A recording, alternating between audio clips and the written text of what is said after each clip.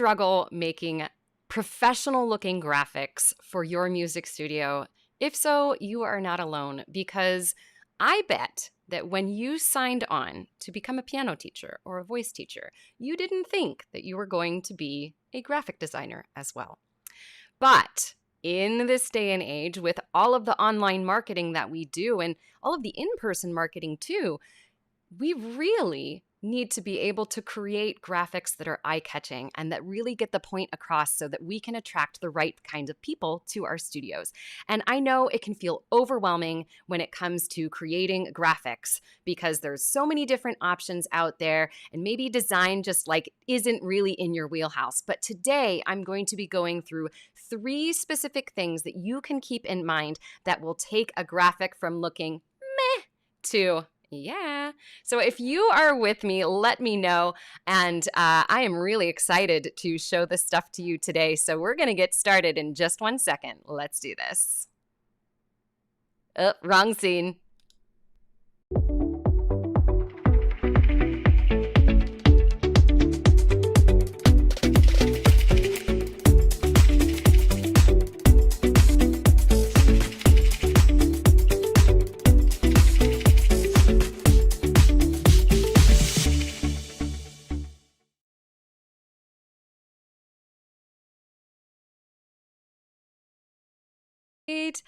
And we're back. So thank you so much for those of you who tried to attend this video earlier. Just going to say it right now. This is the second time that we started this broadcast because we had some crazy technical difficulties on the first show that ended with Ecamm just totally shutting down. So welcome to this video, y'all. I'm really excited to share this information with you. I have troubleshooted and now we can screen share and do all of the good things. So if you are with me, let me know. And if you have some teacher friends who could benefit from joining in on this conversation, let them know about it as well. For those of you who are new here, my name is Sara Campbell, and I am a business strategist, marketing, and mindset coach for music studio owners and online education experts just like you.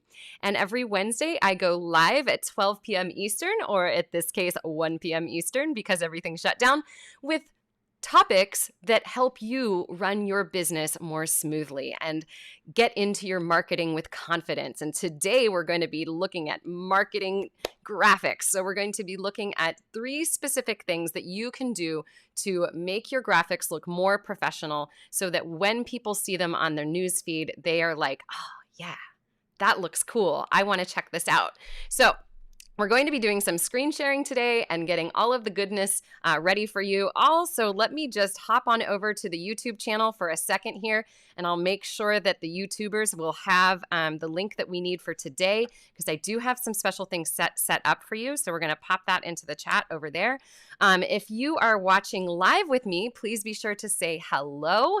And if you're watching on the replay, don't be afraid to jump in on the conversation. We love to learn out loud here. So give us your hashtag takeaways when you hear something that's valuable to you, and I will make sure to bring those up on the screen for those who are live with us, and for those who are watching later, I'll come back and have a conversation with you if you have any questions. So, all right, let's get going. The topic of the day is how to make professional looking graphics for your studio. So I thought I would start with giving you a little bit of background about why I want to talk about this, because graphic work and graphic questions are things that people come to me with all the time. You know, they'll say, all right, hey, I want to put together this event and I want to have some graphics for it. What do you think of these? And they'll give me some graphic ideas. And then what we can do is we start tweaking them and making them just easier to read, easier on the eyes, you know, more branded. And so these questions come up all the time. And I thought, let's do a broadcast about it. So I started doing some research, and I read about 25 blog articles, and so many of them were very in-depth and like overwhelming amounts of information and tips for you to make professional videos. However, I wanted to simplify things here. So I wanted to create a broadcast that just goes through 3 really effective ways to create professional videos. And I'm going to be doing some screen sharing today. Oh, hey, Michelle. I was texting Michelle about how this broadcast got dropped, and I was so sad. But I'm glad to see that it's finally back. So we're going to make sure that everything is going well on the pages. Yep, I see that we are officially live. Awesome. Excellent. Okay, so let's get to the tips today, shall we? Make sure that let's make sure that this is live on the other page. I'm not seeing the Facebook Live real quick. We're just going to do a quick refresh and make sure that everybody can see us. Oh, you're on the Facebook, so that makes sense, Michelle. You're here. It's an important topic. Oh, thank you. I appreciate that. All right, so let's get going. All right, so the first tip that I have today, before we get to the first tip, I have the Savvy Sara bot set up. And so if you drop the word graphics below, for those of you who are watching on Facebook, if you drop the word graphics below, she's going to deliver a couple of things to you today, because there's this really super cool tip that I'm going to be sharing towards the end of the broadcast that shows you how to create a logo that really pops. And there are a couple of tools that I use to do this. One of them is Canva. Many of you, if you're a Canva user, let's hear a whoop whoop in the comments here. I know many of you use Canva, but I bet most of you don't know about this other tool that I'm going to share today. And it's free and it's super cool. Hey, Tara, so good to see you, sweetheart. Good to see you. All right, so let's get this moving, shall we? All right, dun, dun, dun, dun. Question of the day. What do you use to create graphics? I'd love to know. When I first opened my studio, I was using all kinds of different things to make graphics because I actually have a little bit of background in graphic design. I worked at a print shop and I learned a lot of really cool skills there that I've been able to translate into what I do for graphic works for my studio and both the studio and Savvy Music Studio. So one of the things that I used to use way back in the day was Photoshop. Oh, okay. I see Tara has mentioned that she's using Photoshop and Canva, right? And then I used Photoshop's kind of expensive, and I didn't have a license for it, so I started using a free program called GIMP way back in the day. And believe it or not, yes, they called it GIMP. But it was really, really powerful. But it was also very time consuming. So I was super happy to see Canva come across the scene when they first were opened. And they were a little bit glitchy at first, but now the way that you can use it is just absolutely stunning. So I'm going to be demoing a few things today to show you how you can take a graphic from looking meh to right? So let's get to tip number 1. All right, so here we go. Tip number 1 is to please limit your fonts and choose them wisely. And I'm going to get an example up here in just a moment about what I mean, but let me just put this in a nutshell first. When we have too many fonts in a graphic, too many different types of fonts, it can be really kind of cluttered looking and confusing on the eye. So we want to choose fonts that will work well together. And my encouragement to you is to choose fonts and use them consistently for a couple of different reasons. One, less decisions for you. So when you sit down and you're going to make a graphic, you don't have to think, okay, well, what font should I use for this? And like spend endless amounts of time scrolling through all the different font options that are out there. Right? So makes the decision easy. 2, it's going to make your branding cohesive so that when somebody goes over to your newsfeed or your grid and they're looking at all the graphics, they see consistency with what you're doing. It just gives us that little professional edge, right? So let's do some screen sharing with this. Oh, Dawn, I'm glad you found the broadcast. We're a little late today, but we are here. Oh my gosh. I love that. Michelle, she used Corel Draw. That's so cool. All right. So in item number 1, let's do a little screen sharing, and I'm going to demonstrate why I think it's important to use good fonts. Fingers crossed, y'all, because the screen sharing didn't work before, but it will now. Boom. Look, professional screen sharing. I can do this because I'm an adult and I troubleshoot like a champ. All right. So here we go. I've created some graphics that I wanted to show you, and we're going to kind of zhuzh these up a little bit and again take them from meh to hey, yay. So in this graphic that I've created for the studio recital, we can see we've got 2 different fonts going on. So I actually only used 2. I could have made this even more confusing and using yay, adulting. Yes. Oh no, you're underneath me. How do I bring that? Okay, we'll bring that over here. That's funny. Okay, so I could have made this even more confusing by adding like additional fonts. And you can see this, like, let's say I add like another font down here. Oh, it's not gonna let me do that. But the idea is we want to pick fonts that are friendly and work well together. And I just want to demonstrate this for a second. Look at these two fonts together. They're not terrible, but they're not a really great match. This font, while I love it, this is called Sunday. It's a super cute font. It's kind of playful. It's good for studios that serve younger audiences, right? It's a very playful font. It's kind of busy. This font here is what we call a serif font. It has those little like feet on things. And sometimes it's hard to pair serif fonts with like fancy looking fonts like this. So we're going to change some things around, which, believe it or not, I've already done down here at the bottom. We're going to keep coming back to this one as like an example of like what not to do, right? So we'll keep that. All right, so in this image over here, which I've already changed some things around, we'll deal with that logo in a minute. What I decided to do, and I'll bring the logo up for a second just so you can see it. What I decided to do is create some consistency with the font, because the font that was up here has nothing to do with the studio branding that you see down at the bottom. So we want to create some consistency. So if you have a logo, you may want to draw upon that logo to choose some of your fonts so that you have this like cohesive graphic. So I've chosen that font. I'm going to change my spacing just a little bit on it, because letter spacing, just because that font's a little cramped. So now we have a font that matches the logo. And for this font down here, because this is such a scripted looking font, I've chosen something that's really simple. And so the rule of thumb with choosing a simple font is that you want to choose something that is a sans font. So a sans font will not have the little feet at the ends of those letters. Sans fonts are actually, let me come back to y'all. Sans fonts are much easier for people to read. Okay, so if you are making a graphic that's going to be shared on social media, or if you're choosing the fonts for your website, you want to, when it comes to that paragraph font, you probably want to choose a sans font. If you choose to get a serif font, just make sure that it's really readable. So that's tip number one, is to choose your fonts and limit the number that you're going to use. One of the things that I love about Canva, if you have the Pro version, is that you can create a brand kit so that like all of your fonts are saved inside of there and you don't have to search around for them. And they've just made some recent improvements to the brand kit, which are pretty cool. If we have any Canva Pro users here, let me know that you use Canva Pro below. That would be cool. All right, so let's head on over to tip number two.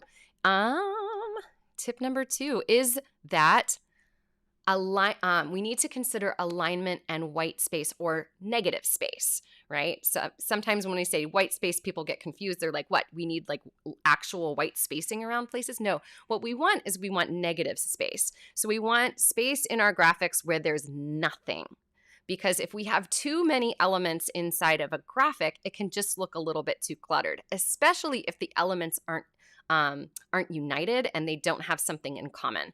So I'm going to show you another improvement to that graphic that we just worked with, where we're going to consider the alignment and the white space. So I've actually already done this, since this is the second time that I'm doing this video. If y'all are with me, let me know. See, Tara. Hey there, Tara. White space is so important. Ahoy there, Kristen. It's nice to see you as well. All right, so let me get to my screen share again, and let's talk about alignment and white space. Whoops, let's come over to, oh, my screen share screwed up. Let's try that again. Come on, Ecamm, work with me today. We're going to show Google Chrome. Oh, it's because I'm looking at the wrong thing. Boom, here we go. All right, so alignment and white space. Coming back up to this top image here, there's a lot going on in terms of alignment. So we don't really see any types of bordering around things that are equal, although I'll tell you what, I tried my best to make this unequal, and the graphic designer in me has a hard time doing that. So if you can see, if I move some things over a little bit, like we don't see any unified type of alignment or borders anywhere. So if we take this and then we do a little bit of zhuzhing, right? What I did inside of this version here is I cropped this image, I made it square, and I put it in this very center of this image. So you'll see as I move these around, those who use Canva are familiar with this already. You can see these little pink lines popping up. Those are our centering lines, and they also will show up if I come out to the edge here. They show us this little square border as well. So we're going to pop that guy right in the center. What I did to create some more white space was to take out some of these graphics. They are cute, but they do kind of detract from things. There's just a lot going on. So I simplified the graphic, put some wavy lines that kind of go through. Hey there, Flora. Oh, Flora, it's so nice to see you. Maybe I'll see you on the Camera Confidence call on Friday. I'm running the last December call on Friday. Okay, so this looks a lot easier on the eyes, and there's so many other things that we could do to this graphic to make it look fancy, but I don't want to get bogged down in too much of that today. So we've changed our centering with the image here, and then we've changed the title that we have at the top. I'm trying my best to create an even amount of space between this area and this area here. Sometimes Canva will have some little snap to lines, or sometimes you just kind of need to eyeball it. And then down for the font on the bottom, same thing as well. I'm looking to, first off, make sure that the text is centered, and then try to center it between this space and this space. So that's what I'm talking when I mean alignment is important. Alignment between elements. Let me come back to you all here. Alignment between elements, and then making sure that there's some space in the graphics so that it can breathe, right? We want our graphics to breathe. We don't want them to be cluttered and to have people confused about what they're supposed to be paying attention to. So the first was fonts. The second was alignment and white space. Let's head on to number 3, because number 3 is my favorite tip. And I'm really excited to show this all. Oh, you know what? Before we get to number 3, I'm getting ahead of myself. I want to show you one more example where we can take those 2 elements that we just talked about and make this image look a lot better. Okay, so in this image, we've chosen a cute photo of kids kind of air singing. These kids that are air singing. But what's happening here is that, again, we've got some inconsistency with the fonts. The alignment is kind of funky because we've got this logo that's like drifting off of the page. And we have text that's over top of a graphic that is actually pretty hard to read. It's interesting because I feel like the longer that we stare at graphics, the less we realize, the less we start looking for, is this readable? And we're just trying to get it done. So that's one of the tests that I always encourage people to put their graphics through is this easy for me to read? If I didn't know what was said on this graphic, is it easy for me to read? So if we were going to apply what we did to that first graphic here, right, that was a little bit too busy, a little too much going on, we're going to bring some consistency in here. So we're going to switch to that Saginaw Bold, which is kind of an interesting font to play around with. We're going to change our spacing just a little bit. Maybe that's a little bit too much. Okay, there we go. And we're going to center that in this area. It's also now centered with this logo. Okay, so that makes it a little bit easier to read. I swear we're going to fix this logo in a second. When we come up to the top here, okay, it's nice to have text here, but it's very difficult to read. So we want to pick something that's easy to read. So we're going to go for Josephine Sands.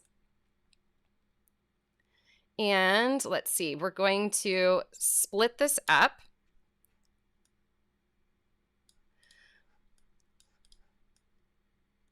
And this is not the perfect centering, but now it's automatically easier to read already, right? We're going to make sure that the graphic that we have here, I actually think that graphic could probably go.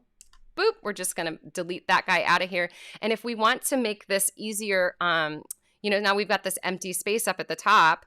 Let's take that graphic, make it a little bit bigger, and now we've got something that's much easier to read. Now, I probably would spend a lot more time playing around with this tagline and centering this and making it so that it doesn't go this far out to the edge. But already this is a lot easier to read than the one that we had before.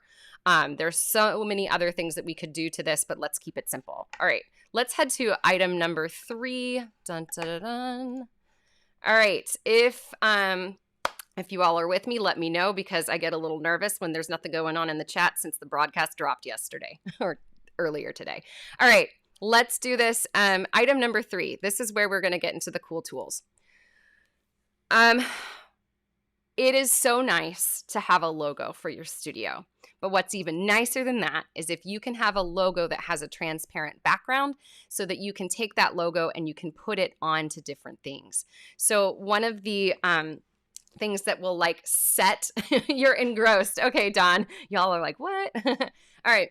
One of the things that will set apart like a graphic that's meh to right, is having a transparent background logo, because otherwise you've got this awkward block of color behind your logo that won't necessarily look good where you put it onto a colored background. So I'm going to show you 2 ways to create a transparent background logo. First, we are going to show you how to do it on Canva. Now, this only works if you have Canva Pro. Which, by the way, I think is probably one of the best investments I've ever made in my business. It's extremely cheap, and it gives you so many different options that you would not have before. It also gives you all the branding tools, and it just simplifies things. But so we're going to show you it on Canva Pro, and then I'm going to show you a free version, a free tool that you can use to create a transparent background logo. Just to remind you all, if you want to get a hold of the resources that I'm talking about, if you put graphics below, the Savvy Sara bot will reach out to you via Messenger, and you'll get information about how to grab those links. And if you are watching on YouTube, look for the link that I've put into the chat there. You should be able to grab it there. All right, so back to item number 3. Transparent background logos are a must for everybody. I know that in Branding Bootcamp, we've had 15 teachers who have like totally rocked it this fall. Many of them have outsourced to get their logos made, or if they have some graphic skills, they've made their own logos. And we've all talked extensively about like why it's important to have that transparent background logo so that you can place it on different things. So yes, Canva Pro for the win. Okay, Dawn has put graphics down below. Hey there, Betsy, nice to see ya. All right, so let me demonstrate what I mean by a transparent background logo. Okay, so in these 2 examples that we've shown here, right, we have this logo that has white space behind it, and it's just kind of clunky looking on that image. Now, we can change this. So I've prepped my logo down below. I actually already have a transparent PNG, and I'll show you off to the side here if I can get these things out of the way. Okay, so you can see like here is a graphic on Canva that doesn't have a transparent background. Here's the graphic that does have the transparent background. So I'm going to teach you how to do this, because if you can do this, it's going to look really cool. So what we're going to do is we're actually going to delete the background. We're just going to have a plain background, and I'm going to make this logo. This is going to be a little pixelated because I grabbed the logo that is not full res, but I'm not going to stress about it. I'm going to make that logo stretch pretty much all the way to the edge. All right. So I've done that. And now what we're going to do is we're going to hit edit image, and we're going to use a background remover. So background remove. And this is useful if the image that you've created back up. This is really useful if the image that you have, whether it's something that you've created or if it's something that somebody else has created, has a background to it. If you are working with a professional designer, it's very likely that they've already given you a transparent PNG. That'll be the file that you're using, a .png rather than a .jpeg. But if they didn't give you one of these, this is what you can do. Now, I'm going to put, just for a second here, boop, boop. I want to detach this image from the background so that I can show you what has happened now. So I'm going to apply a background color so that you can now see, oh, look, there's no white background around this. But sad time, they actually took out my white piano keys. So I thought about that ahead of time, and I thought, okay, let me show you how you can fix this. So with the background remover, if it removes something that you don't want it to remove, now it removed it twice. We're going to use the restore button. Let's just do a little undo real quick. Undo, undo. Okay, so let's try this again. I want to make sure that you can see what I'm doing. So, because if I don't have a background, you won't be able to see. We'll do pink. All right. So we're going to edit our image. We're going to remove the background. Boom. All right. So now what we want to do is we're going to restore some of that stuff that was lost. So the piano keys are white, and I want to make sure that they come across as white. So I'm just dragging my little cursor across, and I'm bringing back the white that's on the piano keys. Now I would probably do this a lot more carefully, just to make sure that we have all that stuff there. Okay. And there we go. All right. And that should work. So now, all right. So it's not perfect. I said I would spend more time doing that, right? But we do have those piano keys restored. So now we have this logo that ain't perfect, but that's okay. We can take it and apply it to these graphics that we've had at the top. So we take that guy out. Oops. We'll use this version here because it's all cleaned up. And now we have a logo that when we put this on the graphic, it looks really nice, right? Now I would probably change some things around here, maybe put the logo down here, make it a little bit bigger. And now we have something, make it equidistant from the sides. And now we have something that looks kind of nice, right? Same thing with this. It's going to look a lot nicer if we apply that logo in there. And now we have a logo that doesn't have that background in it. Okay. So again, these graphics aren't perfect. I'm just kind of playing, whoop, kind of center that a little bit more. There we go. So now we have something that looks more professional than it did before. So that's one of the ways that you can do the background remover. Let me show you another tool that is super duper cool. And it is called LunaPick. And I'm going to include a link to this. So if you do want a link to LunaPick, you can put the word graphics down below and you'll be able to get a hold of that. So you can do the same thing in this file or in this program, right? So let me grab my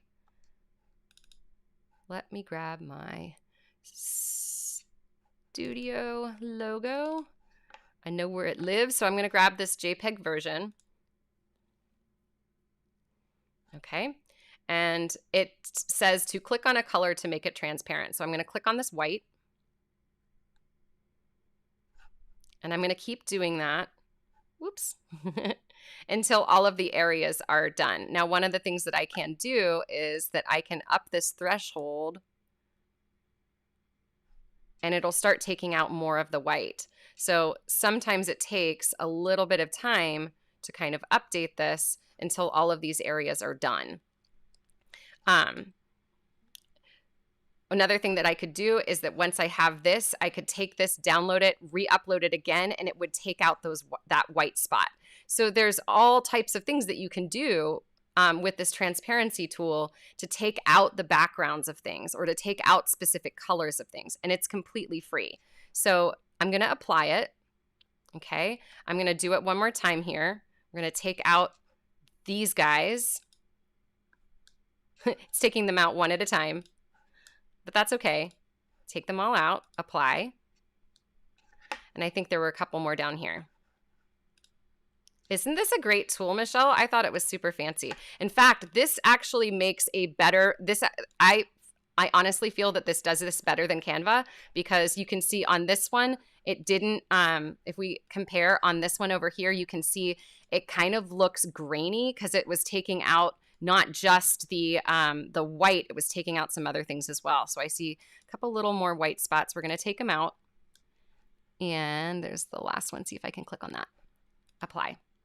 Okay, so now I have taken out all of that white background stuff and I still have the piano, which is nice and white. So now I'm going to save this and it's going to save as a transparent PNG. And now when I come over here to Canva and I upload this, now I have, okay, so there were a couple of little white spots that I missed because I couldn't see them on my screen. But you can see like this looks so much nicer because it has that, that transparent background. Whew, there you go. Okay, so let me come on back to you guys here. All right, I'm back. Oh, you're very welcome, Flora. It's one of my favorite tools that nobody's ever heard about. So I hope you find it useful. There's all kinds of things inside of LunaPic that you can use for free, and it's pretty fun. All right, so let's do a quick recap here today. Let's do this. All right, y'all. Here we go. So if you just joined, the topic of the day is how to make professional looking graphics for your music studio. Because when you signed on to become a voice teacher or a piano teacher, you probably didn't think that graphic designer was going to be part of your job. Well, it is. Or you can choose to hire a graphic designer to do those things. That is totally acceptable and encouraged, in fact. All right, but there are 3 things that you can do in order to kind of elevate those graphics and take them from meh to yay. All right, so let's go through those 3 things real quick. The first thing that you want to keep in mind is that you want to limit the number of fonts that you're using, and you want to choose your fonts wisely. And I'll show you a quick example of that. So inside of the top examples that we have here, we have an image that has some fonts that are really not related to the logo at all, and it just looks a little bit cluttered. Now, what happens when we clean that up and we choose to use fonts that are united with the logo or your overall branding, we can see that that starts to look a lot cleaner and it's easier on the eyes. So that is step number 1. Step number 2 is to consider the alignment that you have in your image, right? So we want to create nice borderings around the edges of our images. We also want to make sure that our texts are aligned properly together and that we have enough white space or negative space in our graphics. Because if you have too much on your graphics, that can be really overwhelming and the eye doesn't know where to look, and let's be honest, it just doesn't look that professional. So coming back to those examples again. All right, so in this top example, we've got very little white space and we've got a lot of weird alignment going on. Nothing's really centered. Everything's just kind of spaced around the image. Whereas in this example here, we have some graphics, and I probably would maybe center these like this, and that just makes it look a little bit nicer. So what I've done here is we've simplified the fonts. We've centered some things so that we have equal borders between different elements. And even just that tiny movement that I did here of these 2 graphics, what I've done is I've created a better alignment and bordering here between those 2 sides. Because now we have an element that kind of goes through the center. So little tiny changes add up to make a big difference. Let's get to item number 3 here. Item number 3 is to consider to use a transparent background or logo, or background with your logo, because you might have a logo that has a white background or a colored background on it. And when you apply it to another image, it just looks kind of clunky because there's always that square behind the logo. So there are 2 tools that you can use that are really, really useful to create those transparent PNGs if you don't have one. So one of the things that you can do is that you can use the Canva background remover to try that, or you can use the tool that I showed you over here called LunaPic. And if you want a more detailed version of this, you're going to have to watch the full video. So head on over to YouTube or Facebook to catch the full video where I walk you through exactly how to do this. So when we apply that transparent image, as opposed to having an image like this, right? That transparent image just looks so much nicer than an image that has a block around it. Okay, so those are the 3 tips for today. If you all found these useful, please let me know. I see that Flora's like, you realize you've just unleashed a monster. Pete says his takeaway, life is like a Canva canvas. Alignment is important. Less busy, cluttered is better. Make room for white space. Aim for transparency. Dang, dude, I'm going to have to make that into a quote. That was excellent. Thank you so much. I appreciate you all being here. If you want to get a hold of the information that I wanted to give you today, if you look for the link on YouTube, there's a link where you can click and get links to all of the graphics programs that I spoke about today. And if you're on Facebook, just pop the word graphics down below. Or if you're watching on Instagram, put graphics and I'll reach out to you. Thanks for being here, y'all. Be sure to subscribe if you want to see more of these crazy things. And I will see you all next time. So in the meantime, stay savvy and stay you, because you are an amazing teacher. And there's no one in the world who's quite like you. And I think you are pretty dang awesome. We will see you next time. Bye, y'all.